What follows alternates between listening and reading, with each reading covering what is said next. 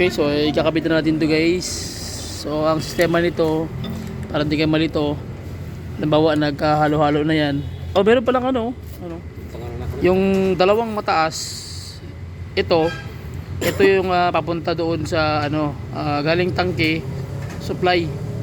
Ito namang nasa baba niya, ito naman yung return papunta sa tangke. Tapos ito na namang isa sa taas, yung pang tatlo. Ito naman yung return nito.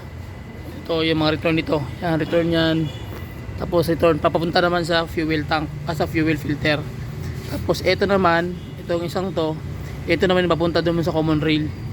Doon papunta sa common rail. Supply naman yan, papunta sa common rail. Ayun o. Yan o, yung blue. Hindi malabo. Labo nga.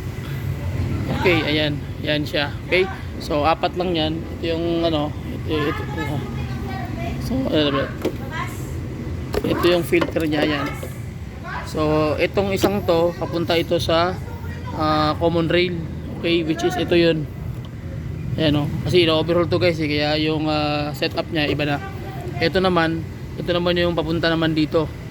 Ayan o. Yung dulo nito, ito na yun. Yung kanyang tatawag na mga return. Injector. Sa common rail, ayan, meron din return yan. Ayun o. So, pinag-isa na lang sila. Ayun o. Sa taas. Ayan o. So, connect yan dito. So, dito siya ilalagay. Yan. Ito naman, ito na yung sa supply. So, ayun o. Yung dalawa na yun, hose na yun. Isang baba at isang taas. Yung taas, yun ang supply. Ito yun. Okay?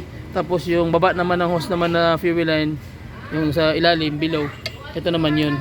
Ito yung connection. Yan, ito. Okay? So, yun ang ano. So, sige, set up muna namin, kabit muna namin, tapos balik tayo pag matapos na. Okay, at makuha dyan ng basic pointers. Panalo na.